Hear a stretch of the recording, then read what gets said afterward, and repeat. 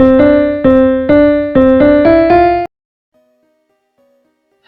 Internet.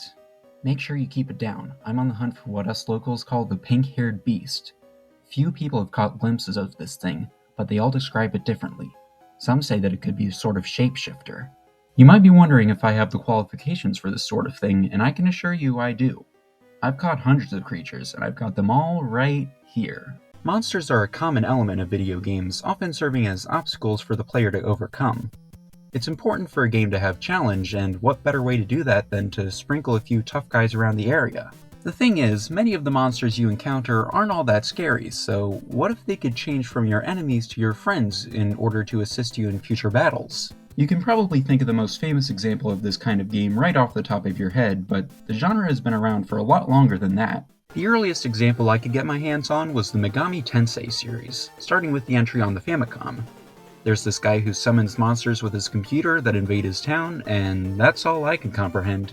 Gameplay-wise, it's a pretty standard dungeon crawler with the ability to talk to monsters and recruit them to your side. At least I think you can do that, it never really worked for me.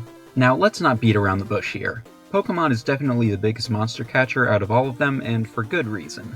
The focus is exclusively placed on the creatures that you can catch, and it really pays off. There's a huge amount of complexity in how you train your Pokemon and use them in battle with all the advantages and weaknesses, yet it all remains fairly easy to comprehend and get started with. We all know how massive Pokemon became. It's the biggest media franchise in the world. And we also know that with success does come imitators. First off, we have Dragon Quest Monsters. Now to be fair, Dragon Quest V had monster catching mechanics first, but let's be honest with ourselves. This was a response to Pokemon, and I'd say it was a fairly good one. All you really need to do is fight monsters and maybe give them food, and they'll decide to join your team. If you haven't played a game like this before, I'd say this is a fairly good one to start out with. There was one of these for the Sanrio franchise, one with anthropomorphic food, one where you use a cell phone to call the monsters into battle. Think of any concept and there was probably a game like this based on it. One game I thought was pretty cool was Fossil Fighters for the DS. Sure, you have fossils in Pokemon, but there's quite a bit of challenge in cleaning the fossils, and the battle system is a lot of fun as well. So far, no game has really surpassed Pokemon in terms of popularity and cultural influence, but a few of them have come close. The one I remember the most is Yokai Watch, taking major inspiration from folklore.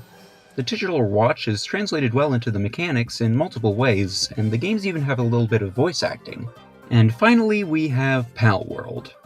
As questionable as some designs could be from a legal standpoint, from a gameplay perspective it really does its own thing, making a survival game with monster catcher elements, not unlike Megami Tensei. Now, I've been a big fan of Pokemon for a large portion of my life, and while I might be a bit biased towards it, I definitely still appreciate the rest of the genre. I didn't quite get into the Megami Tensei series, but I'm still impressed with everything it was able to do at the time, and I really enjoyed games like Dragon Quest Monsters and Yokai Watch. And I think that's given me the experience I need to catch this thing.